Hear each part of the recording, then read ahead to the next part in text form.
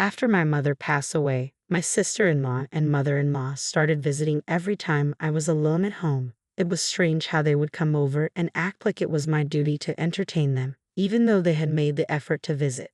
Their presence felt like an imposition, and I ended up ordering delivery because they expected me to cover the cost.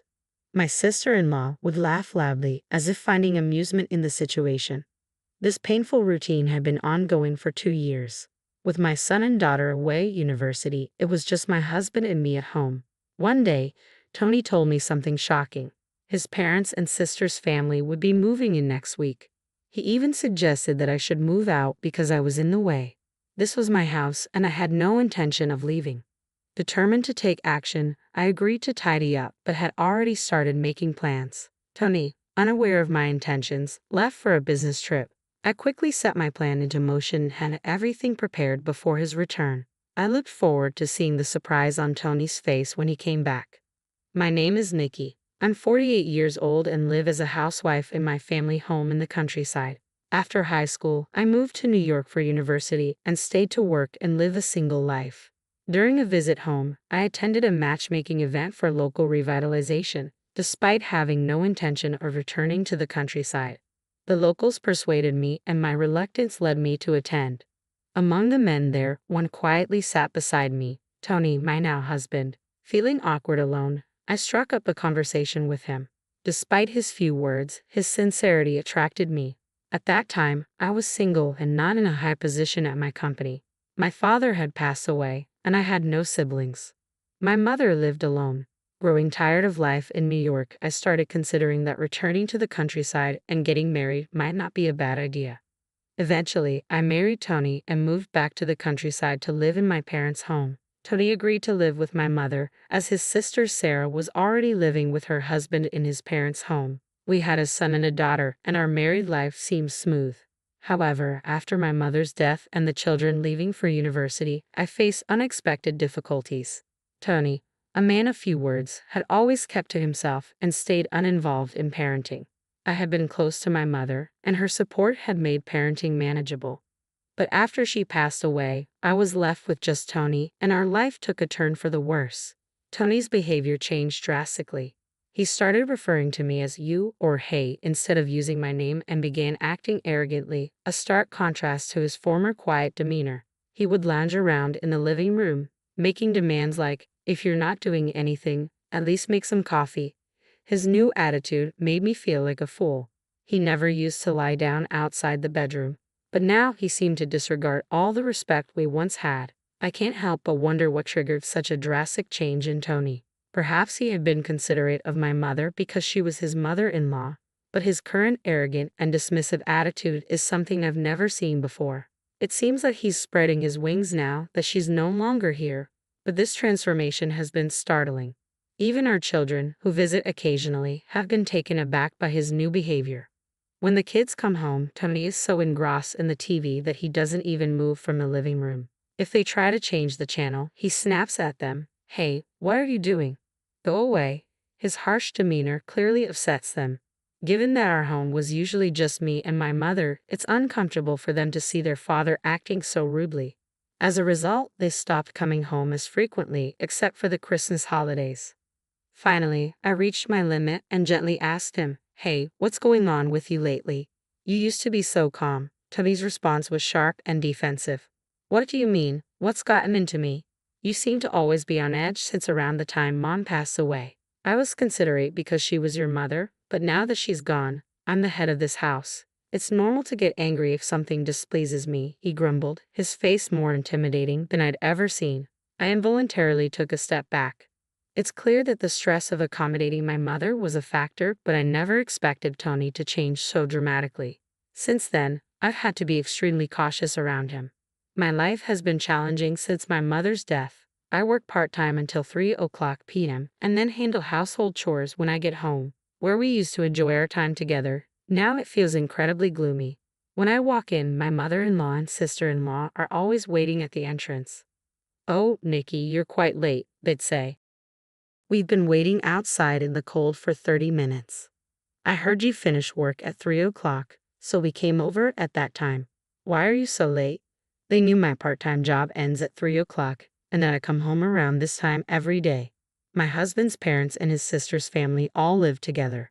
Sarah, my sister-in-law, changed her last name to Timpson when she married, but she and her husband live with her parents. Sarah, who has no children and has never worked, was close to my mother-in-law when my mother was alive.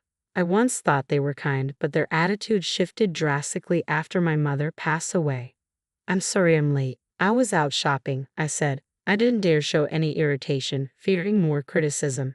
In this situation, I always have to invite them into my home as soon as I arrive, then organize my shopping and change clothes. But my mother-in-law immediately starts complaining.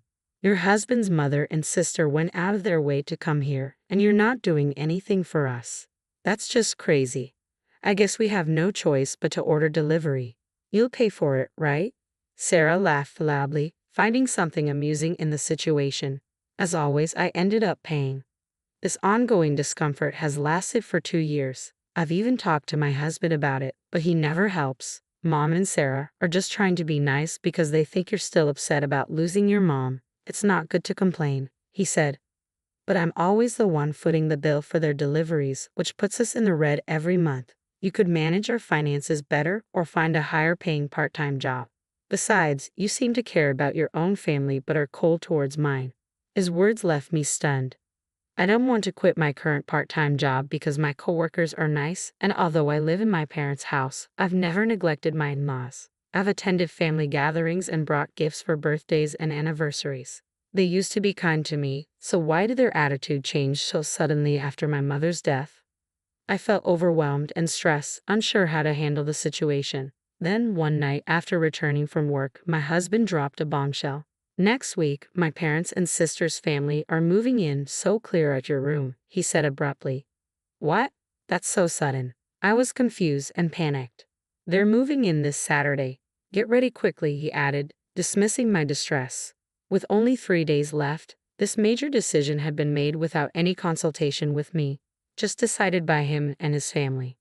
Wait a minute, you can't just make such an important decision on your own. This is my house, I protested. Shut up. I've decided because I'm the head of this house now. Don't complain, he snapped, leaving me stunned. I accidentally dropped a dish I was washing, and it shattered. You're really clumsy. That's why it's such a hassle to be with you, he said coldly, catching me off guard. He added sarcastically, let me be clear. My mom and sister like this house and want to live here, but they don't like you. I don't want to be with you either, so you should leave. Yeah, so like I said, pack up all your stuff. I'll be on a business trip for the next 3 days, so finish it before then, he ordered, his treatment filled with anger. I resolved to take immediate action. Fine, I'll pack everything up, I said, my resolve hardening. Tony smirked. Clearly pleased. I thought you'd resist more, but you're surprisingly obedient, he said, seeming satisfied that his plan was going smoothly. Little did he know, I had my own plans for payback. The next day, while my husband was away on his business trip, I followed through with my plan. I made the necessary phone calls and completed all the preparations. I left the house before Tony could return, imagining his surprise when he came back.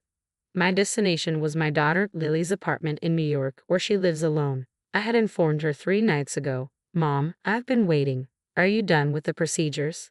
Lily asked. Yes, everything is perfect. Sorry for coming over so suddenly, I replied. I hugged Lily and reassured her, it's okay. Besides, Dad's way of doing things is terrible, trying to kick you out of the house like that. She smiled and replied, well, before I came here, I got back at him. He's going to be surprised later. We both laughed. My visit to Lily's was part of a plan. Later that night, as expected, Tony called, his voice full of frustration. What kind of joke is this? There's nothing in the house. Where did all the furniture and appliances go? I calmly responded, I meant to clear out everything from your room, not the entire house. Tony's confusion was evident. Initially, I told you to clear out your room, but now you've removed all my belongings, he said, his frustration growing. I replied, you wanted me to leave, right? So I got rid of all the furniture and appliances I inherited from my mother. Now your family can move in without any hesitation. I explained that I had arranged for a recycling company to take away the furniture and appliances and had movers transport our children's belongings and my own to Lily's apartment. Though it was a hassle for Lily, she was eager to help me get back at him. After a moment of stunned silence, Tony spoke again, his tone now confused. Actually, the story about my parents' and sister's family moving in was a lie. Both my mother and sister are on the verge of divorce. They were planning to take refuge at your place. Oh, really? I said, my tone indifferent. You didn't think I'd know about their situation? Tony sounded a bit upset. You already knew. Of course, I said calmly. Over the past few days, I had been in touch with my father-in-law and my brother-in-law, Robert, so I was fully aware of the turmoil in Tony's family. Robert, originally from New York, had attended a matchmaking event in my hometown. I had also participated in the matchmaking event where Robert, who had shown interest in Sarah, was smitten by her. Under strong persuasion from Sarah's mother, Robert ended up marrying her. Unfortunately, after their marriage, Sarah and her mother became increasingly selfish. Sarah was pampered by my mother-in-law, causing Robert a lot of trouble, especially since they began coming to my house every day. Sarah stopped preparing dinner, relying on us for meals. This situation continued for 2 years until my father-in-law, fed up with the situation, ordered my mother-in-law and Sarah to leave their house. When Robert informed me of this, I felt a sense of relief. However, when Tony learned that his mother and Sarah were about to be evicted, he decided to invite them to our home. While Tony claimed he was on a business trip, he was actually pleading with his father to forgive his mother and sister. Since his father refused, Tony reluctantly helped them pack their belongings. They planned to move to our house with only the bare minimum of their possessions, which meant we would have to manage without furniture or appliances. When I shared this with Tony, I heard a voice on the other end of the phone saying, "Well, that's a cunning wife." It turned out my mother-in-law had been eavesdropping on our conversation. "Nikki, what should we do? How are we supposed to live in a house with nothing?" she asked, sounding distressed. "And it's terrible of you to contact my husband without permission," Sarah added, clearly upset. I responded, "Actually, I also asked your husband for help. I requested that he forgive the two of you. He said if you reflect properly, you can come back tomorrow." Sarah and my mother-in-law seemed to cheer up as if imagining a happy reunion. "Nikki, let's forget about what happened earlier. You're not so bad after all," they said, trying to make amends. Tony, who had brought the two women home, looked visibly disappointed. "So the issue with them is resolved. But what about me? At least return our home appliances," I said. "Oh, about that," I continued. "While I was cleaning up, I also arranged to sell the house. So could you please move out soon?" "What? Wait a minute," Tony exclaimed, shocked. "I'm your husband. How can you treat me like this?" I calmly replied, "You tried to kick me out of the house, so I don't see why you think this is unfair. Your actions were pretty terrible too." Tony was left speechless, unable to counter my argument. I added, "Oh, and your belongings are still in the house. Check the small drawer in the bedroom. I've already completed my part, so make sure you handle yours." I could hear Tony's footsteps on the other end of the phone, moving towards the bedroom. After a door slammed shut, he said, "What? These are copies of the petition for divorce and the summons?" "Yes," I confirmed. "Please fill out your part and submit the response to the court." Tony's disbelief was palpable. "This is a joke. Why do I have to get divorced? You said you wanted me to leave. Isn't that the same as breaking up?" He was clearly shocked by how his actions had backfired. Silence followed, and soon I heard Tony's sobs. In a tearful voice, he pleaded, "Please, I was wrong. I will cherish you from now on. Can't we start over? Please believe me." Despite his desperate pleas, I couldn't overlook his actions, prioritizing his family over me and trying to force me out of the house. I was willing to accept his mother and Sarah, but he should have at least discussed it with me. How could I trust a husband who so easily chose his mother and sister over his wife? His apology did nothing to change my mind. The next morning, I received a call from Sarah. "Nikki, you tricked me. When I got home, neither my father nor Robert were there, and the house has already been sold." I responded calmly, "I didn't lie to you. I said you could return. But I never mentioned that your father and husband would be there waiting." Sarah and her mother complained bitterly over the phone.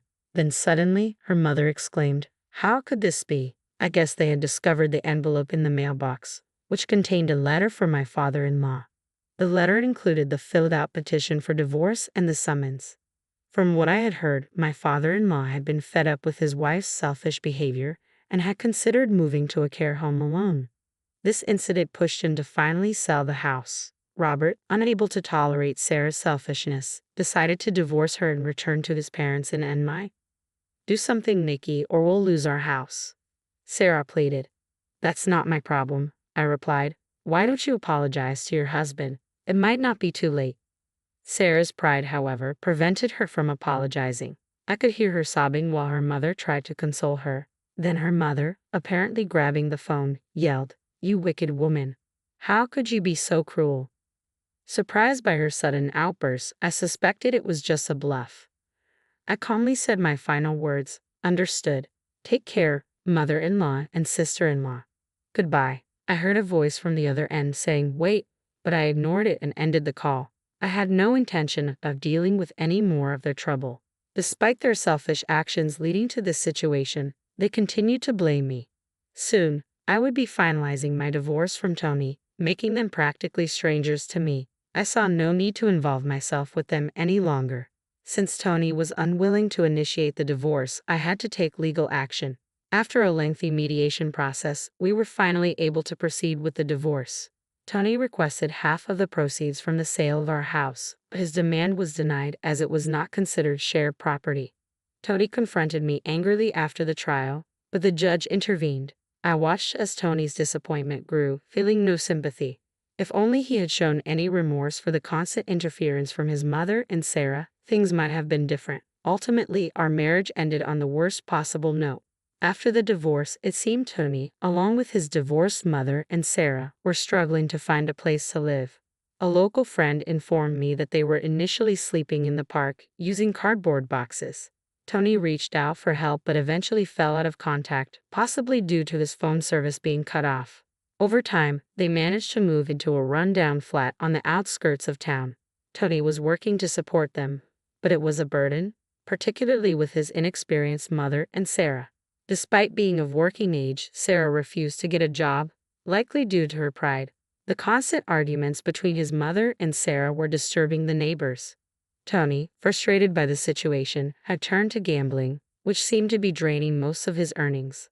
Though it was no longer my concern, I couldn't help feeling a sense of satisfaction hearing about their troubles. As for me, I'm starting a new chapter in New York. Just before the divorce, I had consulted with Robert, who had already divorced Sarah and returned to NY, about my future. Through his connections, I secured a position at a food-related company run by Robert's brother. Initially, I stayed with my daughter, but with Robert's help, I found a new apartment and now live independently in a small flat. I'm deeply grateful for all the support from Robert. We share similar painful experiences and have found common ground, which has brought us closer. Perhaps our meeting at that matchmaking event was fate.